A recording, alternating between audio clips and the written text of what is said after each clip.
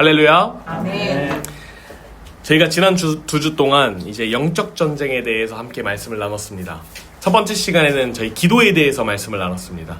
다니엘서 말씀을 보면서 기도는 하나님과 연결되는 생명줄이다. 그리고 영적 전쟁의 시작이라고 말씀을 드렸습니다. 기도는요, 비상시에 누르는 벨이 아니라 평소에 하나님과 해야 하는 꾸준한 소통이라고 말씀을 드렸어요. 그리고 두 번째 시간에는 중보기도를 이야기를 했습니다. 에스겔서를 통해서 하나님이 이 성벽의 무너진 틈에서 기도할 자를 찾는다고 하셨어요. 무너진 틈에서 다른 사람을 위해서 이 성벽을 막아주기 위해서 함께 기도하는 기도의 동역자를 찾고 계신다라는 말씀을 나눴습니다. 그런데 여러분, 우리가 기도하면은 사탄이 가만히 있을까요? 가만히 안 냅두죠. 기도하는 사람들은 사탄이 가만히 냅두지 않아요. 절대로 가만히 냅두지 않습니다. 기도하기 시작하면은요, 오히려 영적 전쟁은 더욱 치열해지고요. 그래서 오늘 조금 방향을 바꿔 보려고 합니다. 오늘은 사탄이 어떻게 우리를 공격하는지에 대해서 좀 알아보려고 합니다. 사탄은요, 이 악한 영은요, 분명히 존재하고요, 영적 전쟁도 분명히 존재한다라는 거예요. 그런데 사탄은 우리 삶에 개입할 때에요, 절대로 안녕하세요, 저는 사탄입니다, 이러면서 나타나지 않는다라는 거예요. 사탄은 저희 삶에 개입할 때요, 야, 하나님은 거짓말쟁이야, 이렇게 얘기하지 않아요. 하나님 없어, 이렇게 얘기하지 않아요. 사탄은요, 아주 기묘하게, 교묘하게 옵니다. 그래서 우리가 사탄의 말들을 알아야 된다는 거예요. 사탄은 어떻게 옵니까? 창세기 3장 1절에 정말 하나님이 그렇게 말씀하셨어? 이렇게 다가와요. 이게 사탄의 전략이에요. 사탄은요, 사람을 쓰러뜨리기 전에 하나님의 말씀을 의심하게 만든다는 거예요. 사탄은요, 큰 거짓말을 하지 않습니다. 진리를 조금만 비틀어요. 그 작은 왜곡이 결국에 한 사람의 인생을 완전히 무너뜨리기까지 간다는 겁니다. 결국에 사탄도 가장 경계하는 것이 사람과 하나님과의 관계가 회복되는 것을 원치 않는다는 겁니다. 우리가 이걸 알아야 돼요. 사탄이 경계하는 것은요, 나와 하나님의 관계가 회복되는 것을 경계한다는 거예요. 사탄은요, 행동보다는 생각을 먼저 공격을 합니다. 종종 우리가 이렇게 생각합니다. 사탄은 죄를 짓게 만드는 존재다. 맞습니다. 하지만 그것은 마지막 단계이고요. 성경을 자세히 보면은 사탄은 행동을 먼저 공격하는 게 아니라 먼저 생각을 공격합니다. 우리의 머릿속을 먼저 장악을 해요. 기도해도 달라지는 게 있나? 너 같은 사람이 하나님의 진짜 자녀이냐? 이번 한 번쯤은 괜찮아. 죄는요, 행동으로 시작되는 게 아니라 우리의 생각으로부터 시작이 된다는 겁니다. 그래서 잠언 4장 23절에 이렇게 말합니다. 모든 지킬 만한 것 중에 너희의 마음을 지키라. 생명의 근원이 이에서 남이니라. 이 마음이요, 우리의 생각을 이야기하는 거예요. 사탄은 우리의 발보다 마음을 먼저 노리고요, 우리의 손보다 생각을 먼저 흔듭니다. 그렇다면 사탄이 이렇게 교묘하게 우리를 괴롭혀오고 우리의 생각을 장악하고 마음을 장악해 왔을 때 예수님이 어떻게 하셨을까요? 오늘 우리가 읽은 마태복음 4장은 아주 특별한 장입니다. 놀랍게도 사탄이 예수님께도 똑같은 전략으로 다가와요. 똑같은 전략으로 공격을 합니다. 그런데 더 놀라운 사실은 예수님은 사탄과 싸우실 때에 기적을 행하지 않으세요. 하늘에서 천둥을 내리고요, 사탄을 향해서 꾸짖거나 괴롭게 하거나 나가라고 하지도 않으세요. 예수님이요, 단 하나의 무기로 싸웁니다. 바로 3번의 시험 앞에 매번 말씀으로 나오세요. 말씀으로. 그게 오늘 말씀의 제목인 기록되었으되. 기록되었으되. 오늘 우리는 이 한 문장을 중심으로 사탄의 전략이 무엇인지, 그리고 왜 예수님이 어떻게 말씀으로 승리하셨는지 함께 보려고 합니다. 4장 1절을 한번 제가 읽어드릴게요. 그때에 예수께서 성령에게 이끌려 마귀에게 시험을 받아 광야로 가사. 여러분, 예수님이요, 우연히 발이 닿는 대로 가다가 광야로 가신 게 아니에요. 성령께서 일부러 예수님을 광야로 인도하셨대요. 왜 하나님은 예수님을 광야로 내보내셨을까요? 그리고 왜 하필 40일 동안 금식이 끝난 가장 예수님이 약해지셨을 때, 왜 그때 사탄의 시험이 시작이 되었을까요? 우리 본문에서 함께 좀 같이 살펴보려고 합니다. 그때 예수께서 성령에 이끌리어, 이 말씀을 읽어보면 조금 이상합니다. 우리의 상식으로는요, 사탄이 예수님을 광야로 끌고 간 게 맞거든요. 사탄이 예수님을 광야로 끌고 갔어야 되는데 성령께서 예수님을 인도하셨대요. 여기서 이끌리다라는 헬라어 원어가요, 위로 끌어져 올라가다, 인도하다라는 뜻이에요. 예수님이 그냥 우연히 광야에 가신 게 아니라 하나님의 계획 가운데에 갔다라는 거예요. 성령님이 계획하셨다라는 거예요. 우리는요, 이 말씀에서 한 가지를 배웁니다. 하나님의 뜻 안에 있다고 해서 시험이 전혀 없는 게 아니래요. 오히려 하나님의 뜻 안에 있을 때 우리가 더 큰 시험을 만날 수가 있다는 겁니다. 가끔 우리가 이렇게 생각해요. 내가 기도했는데 왜 이런 일이 생기나? 내가 예배 잘 드렸는데 왜 내 삶이 더 힘들어지나? 내가 하나님의 뜻대로 살려고 결단했는데 왜 시험이 찾아오나? 그런데요, 예수님께서도 성령께 순종했고요, 바로 그 길 끝에서 시험을 만나셨다는 겁니다. 그러므로 시험이 왔다고 해서 하나님이 나를 떠나셨다고 생각하면 안 된다라는 거예요. 오히려 하나님의 뜻 안에서도 시험은 찾아온다라는 것을 우리가 알아야 된다는 겁니다. 2절 말씀입니다. 40일을 밤낮으로 금식하신 후에 줄이신지라. 왜 하필 40일이었을까요? 이 성경에서 보면은요, 40이라는 숫자가 많이 나오는데, 이 40이라는 숫자는요, 시험과 연단의 시간을 의미합니다. 노아 시대에 40일간 비가 와요. 시험과 연단이었습니다. 모세가 시내산에서 40일을 있습니다. 시험과 연단이었어요. 엘리야의 40일, 이스라엘의 40년 광야가 다 시험과 연단이었어요. 예수님도 40일을 광야에서 보내십니다. 근데 제가 이 앞에 이스라엘 40년 광야 있잖아요. 제가 성경 보면서 제일 이해가 안 되고 제일 바보 같다라고 생각하는 게 이 40년의 광야 시대였거든요.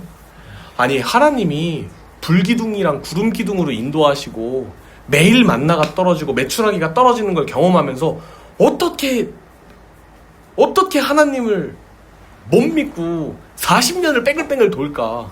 제가 이게 너무 답답했어요. 그러면서 그 끝에 무슨 생각이 들었냐면요, 그러면 모세랑 이스라엘 백성이 하나님 말 잘 들었으면 40년 시간 허비하는 게 아니라 그 시간 줄일 수 있었을까? 이 고민이 제 안에 굉장히 오랜 시간 동안 자리 잡고 있던 고민이었거든요. 그래서 제가 이 고민을 해결할 만한 사건이 있었습니다. 제가 이스라엘 성지순례를 갔을 때요, 그때 저희를 가이드해 주셨던 분이 김진산 목사님이자 박사님이세요. 이분이 어떤 분이시냐면 이스라엘로 가셔가지고요, 실제로 이스라엘에 있는 대학을 졸업하시고 나서 이스라엘의 랍비들, 이 선생들만 가는 랍비 대학을 가요. 굉장히 똑똑하신 분이에요. 성경을 정말 잘 연구하신 분인데, 이분한테 제가 물어봤어요. 박사님, 이스라엘이 만약 정말 회개하고 하나님 앞에 무릎 꿇고 통곡하면서 12명의 정탐꾼이 다 하나님 의지에서 가나안 정복을 시도했더라면 40년 광야 생활 이거 줄일 수 있지 않았을까요? 라고 물어봤어요. 이 박사님 뭐라고 대답했을까요? 박사님이요, 되게 재밌는 대답을 하시는 거예요. 제가 고고학자로서 대답해드릴까요? 아니면 목사로서 대답해드릴까요? 이러는 거예요. 답이 두 개로 나뉜다는 거죠. 둘 다 부탁드립니다. 그랬더니 웃으시면서 이렇게 얘기하시는 거예요. 목회자로서 얘기한다면 이스라엘이 정말 신실한 믿음으로 하나님께 나아갔다면 분명 하나님의 마음을 움직여서 40년을 다 안 채웠을 수 있다고 생각이 든대요. 그게 기도의 힘이고 그게 믿음의 힘이고, 실제로 하나님의 마음을, 하나님의 그 결정을 기도로서 흔드는 사건들이 몇 번 나오잖아요. 그렇게 됐을 거라고 생각을 한대요, 목회자로서 본다면. 하지만 고고학자로서 생각을 한다면, 고고학자로서 분석을 한다면 이 40년은 이스라엘에게 꼭 필요했던 시간이래요. 왜냐면은요, 여기부터 중요합니다. 왜냐면은 이 40년의 시간은요, 고난의 시간이고 연단의 시간이기도 하지만 회복의 시간이기도 하대요. 회복. 무엇의 회복이냐? 이스라엘 백성들이 이집트에 몇 년을 잡혀 있을게요? 400년을 잡혀 있었어요. 400년에 11조를 치렀어야 됐대요. 광야에서 400년 동안 찌들어 있던 이 이집트의 노예의 생활들을 털어내는 시간 40년이 필요했대요. 이 엘리야의 40일, 모세의 신의 산, 노아의 40일의 홍수가 다 회복의 시간이었다라고 합니다. 그럼 예수님은 왜 40일을 광야에서 보내셨어야 했을까요? 이 예수님은요, 구약에서 신약으로 넘어오는 400년간의 공백기를 털어내셨어야 됐어요. 그래서요, 이 하나님은 아무런 말씀도 예언도 선지자도 없었던 하나님의 임재가 없었던 이 400년의 이스라엘의 역사에 이 광야를 예수님이 다시 살아내면서 회복해야 됐던 시간 40일이었다라고 합니다. 이스라엘은요, 광야에서 실패했어요. 원망했습니다. 우상을 만들었고요, 말씀을 버렸습니다. 그런데 예수님은 같은 광야에서 시험을 받으셨지만 완전히 다른 결과를 보여주신 거예요. 그래서 신학자들은요, 예수님을 참된 이스라엘이라고 또는 마지막 아담이라고 부르시는 거예요. 그런데 사단이 언제 찾아왔습니까? 이 40일 회복의 시간이 끝난 이후에, 그 이후에 가장 줄이셨고 가장 육체적으로 약하셨을 때 찾아와요. 사탄은요, 강할 때보다 약할 때 찾아옵니다. 엘리야도 갈멜산 큰 승리를 경험한 직후에 지쳐있을 때 낙심을 했고요. 다윗도 전쟁터가 아니라 왕궁에서 쉬고 있을 때 사탄이 찾아왔어요. 베드로도요, 기도 열심히 하고 신실할 때 찾아온 게 아니라 기도하지 못하고 밤새 졸았었을 그때에 찾아오는 거예요. 그때 예수님을 부인한 거예요. 여러분, 사탄은요, 인내심이 많습니다. 기다려요. 우리가 지칠 때까지 기다리고요, 기도의 끈을 놓을 때까지 기다리고요, 말씀을 멀리할 때까지 기다리고요, 가장 우리가 영적으로 약할 때에 속삭이듯이 찾아오는 거예요. 진짜 하나님이 그렇게 얘기했어? 이렇게 찾아옵니다. 그래서 우리가 가장 조심해야 될 때는요, 모든 일이 다 잘 될 때가 아니라 지쳤을 때예요. 지쳤을 때. 기도가 귀찮아지고요, 예배가 익숙해졌을 때, 말씀이 잘 들리지 않을 때, 그때 사탄이 찾아옵니다. 그래서 제가 요즘에 어떤 기도를 하냐면요, 주님, 제가 건강하게 해주세요. 첫 번째, 육적으로 건강하게 해주세요. 두 번째, 영적으로 건강하게 해주세요. 마지막, 정신적으로도 건강하게 해주세요. 내 마음도 건강하게 해주세요. 이 세 가지 건강을 위해서 여러분들 꼭 같이 기도해 주셨으면 좋겠습니다. 드디어 첫 번째 시험입니다. 3절에 시험하는 자가 예수께 나와서 이르되 네가 만일 하나님의 아들이거든 이럽니다. 여기서 많은 사람들이요, 돌이 떡이 되는 기적에만 관심을 가지는데요, 저는 오늘 이 진짜 시험은 돌이 떡이 되게 하는 게 진짜 시험이 아니라고 생각을 합니다. 첫 문장에 네가 만일 하나님의 아들이거든, 여기서 만일이요, 만약에 라는 뜻도 있지만 문맥상 도전을 하는 거예요. 도전. 너 진짜 하나님의 아들이야? 그럼 이거 떡으로 만들어봐 하고 도전하는 거예요. 도전. 사탄이요, 예수님께 도전하는 거예요. 쉽게 말해서 이런 뉘앙스입니다. 정말 너 하나님 맞아? 너 하나님의 아들 맞아? 예수, 네가 진짜 하나님 맞아? 그러면 증명해봐 라고 도전하는 거예요. 한번 생각해 보십시오. 불과 바로 앞장인 마태복음 3장에서 예수님이 침례를 받으셨어요. 하늘에서 하나님의 음성이 들렸습니다. 이는 내 사랑하는 아들이요, 내 기뻐하는 자라. 하나님은 이미 예수님의 정체성을 확증하셨어요. 침례를 통해서. 그런데 광야에 들어오자마자 사탄이 그 말씀으로 흔드는 겁니다. 너 진짜 하나님 아들 맞아? 사탄은요, 정체성을 공격한 거예요. 예수님의 정체성. 오늘도 똑같습니다. 사탄은 우리에게 이렇게 속삭이는 겁니다. 너 정말 하나님이 너 사랑하실까? 하나님의 자녀가 맞다면 너한테 왜 이런 일이 생길까? 너 안 변해.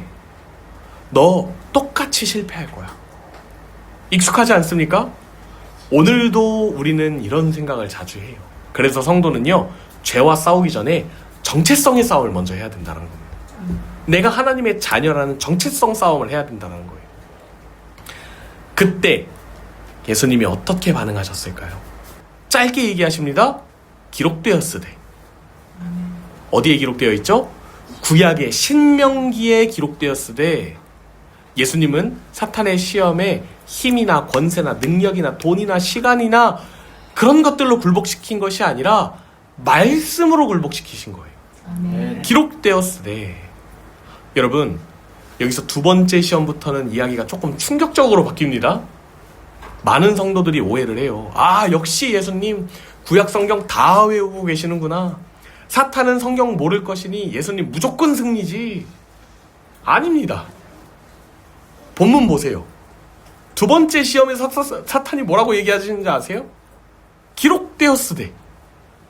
예수님도 기록되었으되 하는데 사탄도 기록되었으대로 싸워요. 사탄도 말씀을 가지고 인용을 한다는 거예요. 놀랍게도요, 사탄도 성경을 인용합니다. 예수님께서요, 신명기 말씀을 인용하셨듯이 사탄도 심지어 시편 91편 말씀을 인용하는 거예요. 기록되었으되 그가 너를 위하여 그의 천사들을 명하리니, 시편에 나와 있는 말씀이에요. 사탄은요, 성경을 모르는 존재가 아니라 너무 잘합니다. 하나님을 모르지 않아요. 그러니까 말씀을 조금 왜곡해서 하나님이 진짜 선악과 먹지 말라셨어? 이렇게 아주 살짝 비트는 거예요. 그렇다면 우리가 관심 있게 봐야 되는 핵심이 있습니다. 말씀도 아는데 사탄은 왜 졌을까요? 똑같은 기록되었으되라고 쓰여 있는데 왜 예수님이 이기셨을까요? 말씀을 어떻게 대하는지, 말씀을 대하는 태도가 달랐다는 거예요. 태도. 예수님이 말씀을 대하시는 태도, 사탄이 말씀을 대하는 태도가 완전히 달랐다는 겁니다. 사탄은요, 자기의 목적을 이루기 위한 도구로서 말씀을 사용한 거예요. 예수님은요, 하나님의 뜻에 순종하는 기준으로 말씀을 사용하셨어요. 아멘. 사탄은 시편을 인용했지만 본문을 비틀었습니다. 문맥을 잘라냈고요, 자기가 유리하게 사용했어요. 이게 사탄의 전략입니다. 요즘 우리가 흔히 말하는 사이비들과 비슷하지 않습니까? 오늘도 똑같습니다. 사탄은 우리에게 이렇게 이야기합니다. 교회 다녀는 되는데 너무 열심히는 하지 마. 기도는 해도 되는데 바쁘잖아. 오늘은 쉬어. 내일부터 하자. 내일부터.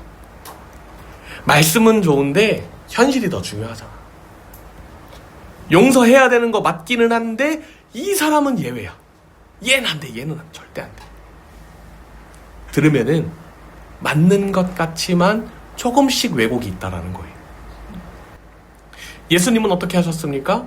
예수님 아까 얘기했듯이 사단이랑 토론하지 않으셨고요, 변명하지 않으셨고요, 감정으로 반응하지 않으셨고요, 매번 한 문장 기록되었으되라고 이야기해요.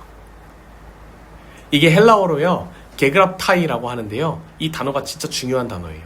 성경에 기록되어 있다가 아니라 이미 기록되었고 지금도 여전히 유효하다는 그런 뜻이에요. 이미 기록되었고 지금도 이 말씀은 유효하다. 예수님은요, 새로운 말씀을 만드신 게 아니라 이미 기록된 말씀 위에 굳게 서신 거예요. 그걸 먼저 하셨습니다. 여러분, 예수님이 인용하신 말씀을 찾아보면 3번 다 신명기였거든요. 이 신명기는 제가 아까 이야기했던 이스라엘이 40년 광야 생활을 마무리하면서 다시 하나님의 말씀을 붙드는 과정 중에 쓴 책이에요. 이스라엘은 광야에서 실패해버렸어요. 배고프니까 원망했고, 물 없으니까 원망했고, 무서우니까 우상을 세웠어요. 말씀보다 눈앞의 현실을 믿었습니다. 하지만 예수님은 같은 광야의 시험을 받으면서 이스라엘이 실패했던 바로 그 말씀으로 승리를 이루신 거예요. 율법을 완성하러 오신 분이기 때문에 그렇습니다. 첫 번째 아담, 에덴 동산에서 넘어졌습니다. 풍성한 환경 속에서도 하나님의 말씀을 의심했어요. 갖출 거 다 갖췄는데 하나님을 의심했어요. 이스라엘, 광야에서 넘어졌습니다. 하나님의 기적을 경험했고 그 기적 가운데 서 있었고 매일매일 기적을 목도했는데도 말씀보다 현실을 믿었습니다. 그런데 예수님은요, 광야에서 줄이셨고 환경도 좋지 않았음에도 불구하고 하나님의 말씀을 붙드셨어요. 그리고 승리하셨습니다. 그럼 우리는 어떻게 해야 됩니까? 여기서 많은 설교가요, 여러분 그러니까 말씀 많이 읽으셔야 됩니다 라고 끝납니다. 여러분, 말씀 많이 읽는 거 너무너무 중요합니다. 저도 말씀 많이 읽으려고 노력합니다. 그런데도 우리는 실패해요. 기도합니다. 그래도 넘어져요. 결심합니다. 그래도 흔들려요. 왜냐하면 우리 안에 첫 번째 아담의 모습이 남아있기 때문에 그렇습니다. 그래서 오늘 본문의 진짜 주인공이 우리가 아니라 예수님이신 거예요. 예수님은 우리를 대신해서 광야를 들어가셨습니다. 우리를 대신 시험을 받으셨고 우리를 대신 사탄을 이기셨어요. 그리고 그 승리를 우리에게 주셨어요. 그게 복음입니다. 제가 영적 전쟁을 시작하면서 계속 동일하게 얘기하는 게 있어요. 우리의 승리는 싸워서 쟁취하는 승리가 아니다. 이미 승리하신 예수 그리스도를 믿는 싸움이다. 아멘. 에베소서 6장, 우리에게 새로운 무기를 만들라고 하지 않으시고 성령의 검, 곧 하나님의 말씀을 가지라. 이미 승리하신 하나님의 말씀 들고 버티고 서 있으면 승리한다라는 거예요. 여기서 말씀이 지식이 아니라 레마라고 했죠. 레마. 우리의 삶에 우리를 건드리는 말씀, 우리의 삶을 변화시키는 말씀, 레마. 사랑하는 성도 여러분, 오늘은요, 말씀을 통해서 우리가 한 가지를 분명하게 알게 된 게 있습니다.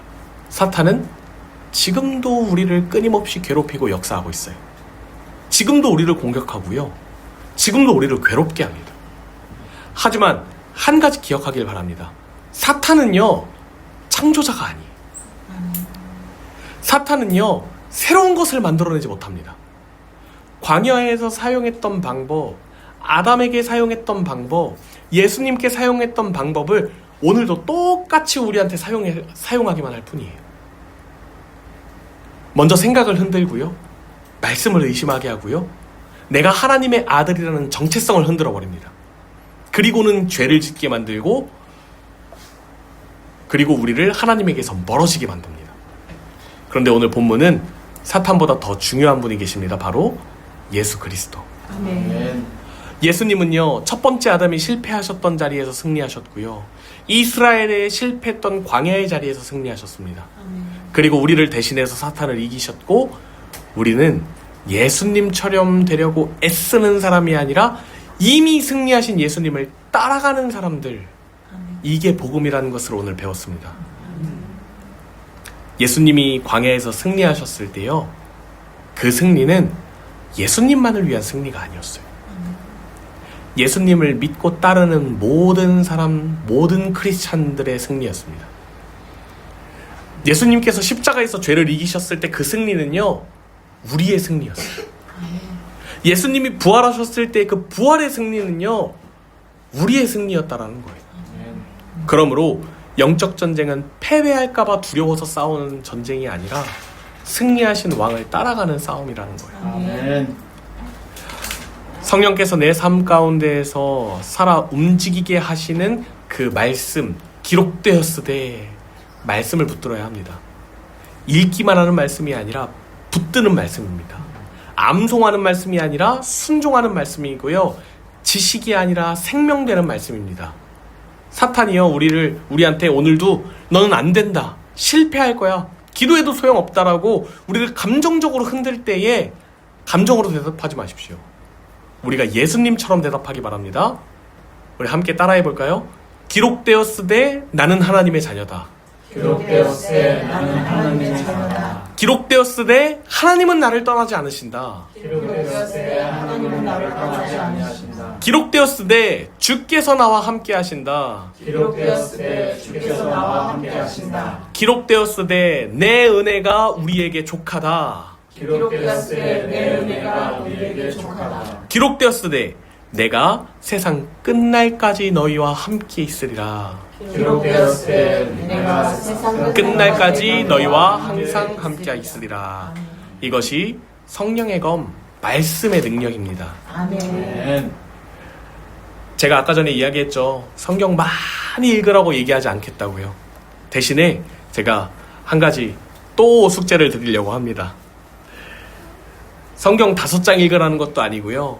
10장 읽으라는 것도 아닙니다. 우리 이번 한 주간 살아갈 때요. 꼭 한 구절의 말씀이라도 한번 붙들어 보는 여러분들이 되셨으면 좋겠습니다. 아멘. 그리고요. 그 말씀을 한번 하루 종일 한번 묵상해 보세요.